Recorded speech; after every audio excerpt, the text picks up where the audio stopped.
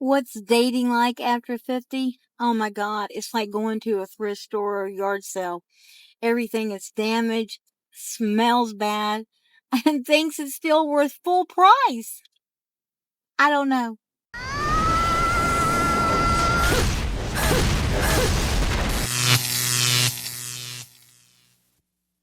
Welcome to the wall. Are 50-year-old women already on the wall, complaining that they can't find men and that they're not getting any dates? We're going to break down the real reasons behind that loneliness. And as a perfect example, we'll take a look at a woman who literally bashes and criticizes a responsible man for choosing to prioritize his 16-year-old daughter on a Friday night instead of dropping everything to go out with her. Before we continue, make sure to subscribe, leave a comment, and hit the like button. It's free, but that small gesture goes a long way in helping the channel grow. Now, without further ado, let's get started. Okay, I have a question for my over 50 ladies. How are you meeting men? I'm curious. I'd really like to take a poll. Is it dating apps? Is it church? Is it going out to bars? Is it through friends? How do you organically meet people? Or do you find that one app is better than another app? I'm just not sure where to even begin because I've done some of the dating apps and they haven't been great, but I don't believe they're all bad because I know that I've heard great stories from some people. So please put a comment in there and tell me, where are you meeting good quality men over 50? I'd really like to know. Dating apps aren't the best option for women over 50 because most men, even those in that same age group, set their preferences to only see profiles of younger women, effectively blocking the algorithm from showing them matches in their own range. Think about it. Most of these women are divorced, carry difficult experiences or past traumas, and many have adult children who sometimes complicate things and create unnecessary conflict. That's why a lot of men avoid that kind of drama and look for simpler relationships. In today's context, where so many older women are facing loneliness, a 50-year-old man in good shape can easily attract women in their 30s or 40s who are open to dating him. At the end of the day, the biological and social reality is that she's on the wall, and the wall doesn't forgive.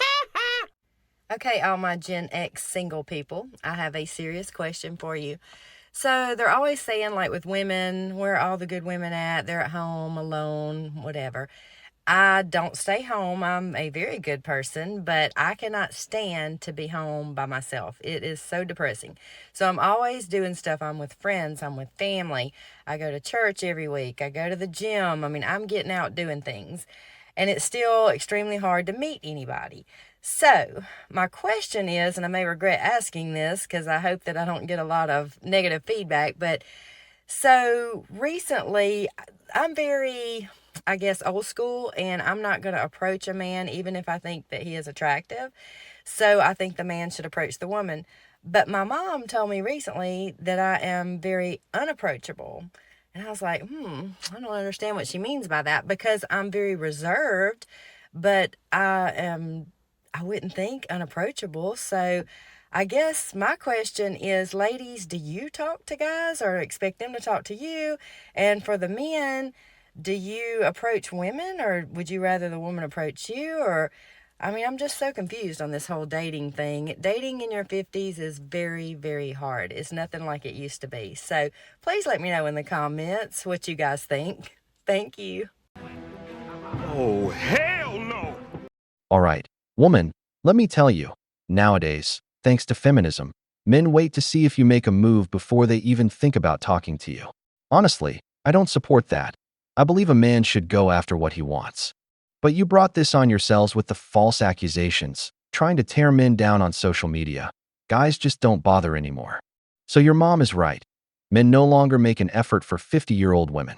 Either you make the first move, or you stay on the sidelines. Because a lot of men now understand that they don't want to risk their peace over a woman who's very likely divorced and has already ruined another man's peace. So if you want a second chance, you're going to have to put in the work. Dating older women is fun until you realize why we're single. She's mature, nurturing, kind of like your mummy, except sort of sexy in a dim lighting and 3 glasses of wine kind of way. And it's great that she has her own money, even though she insists that you pay. And she's very independent, except for a strange reliance on a dog that sleeps on her bed and pretty much runs her life. And she clearly takes good care of herself until the first time you get into bed and the lights have to be off and she's fully clothed. And before things start getting meaningful, she brings out a toy named Klaus and virtually forgets you're there. Oh, and she farts while you're kissing her and then laughs as if it's the best joke of the night, which it is. Of course, after everything's done, she kicks you out, makes you go home because she's a light sleeper. And in the days following, when you try to text her, she ghosts you. Then you realize that the reason she's single is because she likes it. Stop it. Get some help. What a boring life. Ever since you said, it's like your mom, but kinda sexy, you lost me.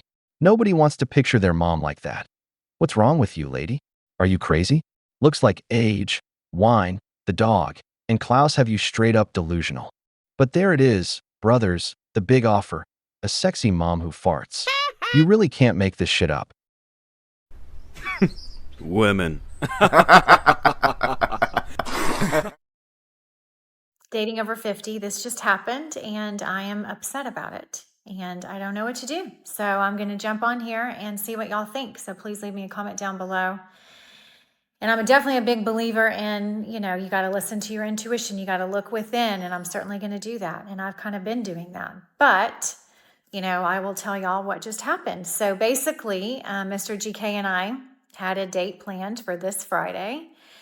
And, we went to lunch on Tuesday, which we've actually been doing that every week. And it was fun, whatever. But I have been getting some, intuitive hits of things that aren't lining up. I don't know. I can't really explain it. Maybe it's some of his behavior. Maybe it's like sometimes he takes longer to text back, which I know that's not a big deal. So I don't think that's it at all. I don't know. I actually went and even saw my therapist and she was like, Heather, those really aren't red flags. Those are more like orange flags. And so just don't worry about it. So I was really trying to just kind of figured it's probably my past, but there is some things in his behavior. So I'll give you an example. This morning, he texted me good morning and sent me this link to some video thing he was in. And so I responded and was like, oh, whatever, love it. You did such a good job. And then I said, so what time are we going tonight? Because when we talked on the phone last night, he was like, you know what? I don't really know what time I'll be able to pick you up tomorrow night. And I haven't really made a plan for what we're doing because my daughter, he has his kids this weekend and his daughter is, going to go to the lake, blah, blah, blah. So he's like, I'll let you know the time and place when I get in, and I figured this out last night. Well, then I woke up this morning and he didn't tell me, he didn't text me anything. And then when he sent me the good morning text, there was nothing in there about this is what time I'll pick you up.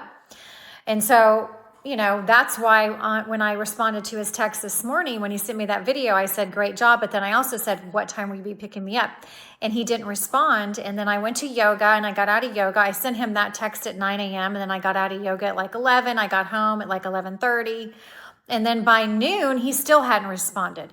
So, and actually he left me on delivered, which I don't love that. So I thought, well, maybe he didn't read it because, the first line said, good job. And then the second line was the line that said, what time are we going tonight? So I thought maybe he is in a meeting and he left it on delivered. So he didn't see the second line. So, of course I sound like a teenager that I'm freaking out so much about the dumb freaking texting, which I, overthink it. I know.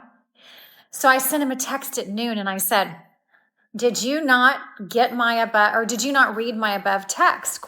Because I'm thinking surely if you read it, you would have responded. So he called me and he said, right after that, he's like, hey, call me right back. So I did. 1 second, I'm watching my son's dog this weekend and he's being creepy. I'll show y'all. Oh my goodness. You guys stop it right now. Stop. And so basically we talked on the phone for an hour and not an hour, 30 minutes. And I said, he was like, listen, I'm really sorry, but this is my last weekend with Cocaine's a hell of a drug. You see why I talk so much about trauma and selfishness? This woman is dating a man who, before being a boyfriend, is a father. In other words, she knew exactly what she was getting into, a man with kids, with responsibilities, with limited time. And yet she acts like the world is supposed to revolve around her. That's why so many end up alone. They want the perks of a relationship but can't handle the sacrifice that comes with real life. And here's a warning sign. On the wall, the first symptom is the classic combo: dogs, a therapist, and paranoia. Now, the important part: the man isn't out in the streets. He's not missing because of some vice or another woman. The guy is with his kids, showing up as a father. But this woman takes it as abandonment, as a lack of interest, like she's supposed to be the number one priority. And this is where it gets ugly, because what comes next is the comment she's about to make about that man's children, and that is exactly when you see what kind of woman she really is. My kids.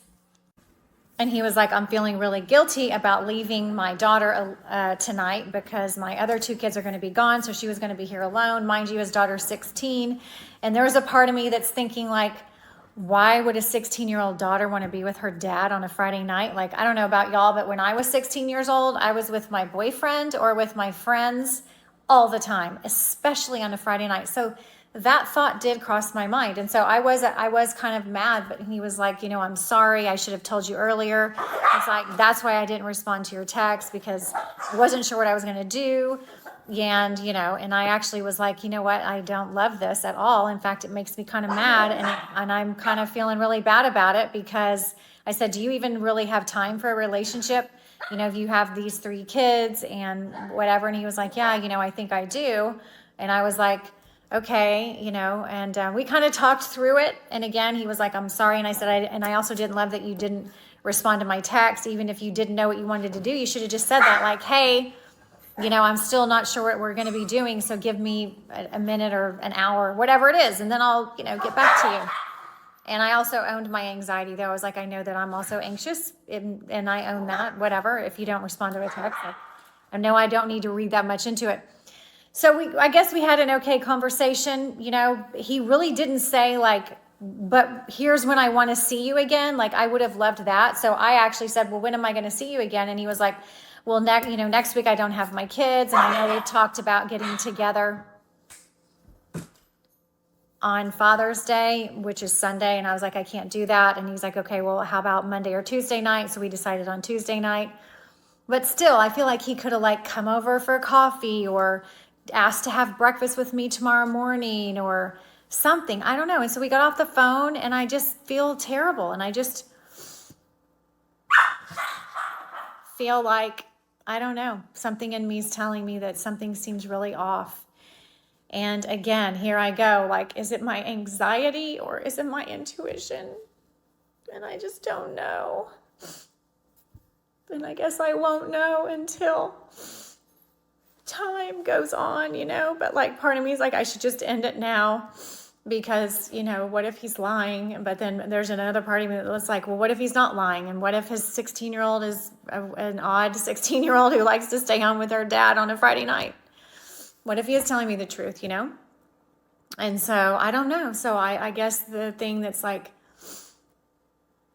sticking in my head is like, if you don't know what to do, then just don't do anything, So I think I'm just not going to do anything, and I'm just going to see how he shows up. But if this like bad feeling and this sadness or whatever you want to call it, it continues, like, and if he continues to kind of treat me this way, because that was not okay. Like canceling a date at noon on Friday, I don't love that. In fact, I hate it, and I deserve more than that. And so there is a big part of me that's like, this is not okay, and I should just break up with a guy. But I'm not 100% sure. So leave me a comment down below and let me know what y'all think. Okay, thanks. Love you guys. Here we have a selfish woman who clearly doesn't know what it means to live a life with an involved father, because she puts this man down by assuming that a 16-year-old daughter would rather be out in the streets with Chads than spending a Friday night with her dad. There's a reason she's single and on the wall at 50. These behaviors didn't start yesterday. They go way back to her younger years. But there's more. She brings absolutely nothing to this man's life. All she does is demand immediate attention, quick replies, and perfect dates, without offering any flexibility or empathy in return. He's a responsible father with limited custody, just every other weekend, and he chooses to prioritize his kids over a woman he barely knows. And her? It never even crosses her mind to offer solutions like, I can swing by, and we can all eat together. I'll bring some pizza, and we can watch a movie with the kids. Or, I'd love to meet your children if you're okay with it. Nothing. Just complaints because he doesn't put her first from day one. Full applause for this man. A real father doesn't leave his teenage daughter home alone on a Friday night just to go out with some new date. That shows character, healthy priorities, and responsibility. If she sees that as an, we've reached the end of the video, but before we go, the questions are for you. Ladies over 50, why do you keep expecting men to make the first move when you know that nowadays, most guys stay back out of fear of being labeled a creep? Do you really believe that a responsible man is going to leave his 16-year-old daughter alone on a Friday night, just so he doesn't have to cancel a date that's barely getting started? If you enjoyed the video, hit that like button, subscribe to the channel, and turn on the notification bell. Your support means a lot to us and keeps us motivated to keep making more content. Stay tuned for the next episode of The Wall.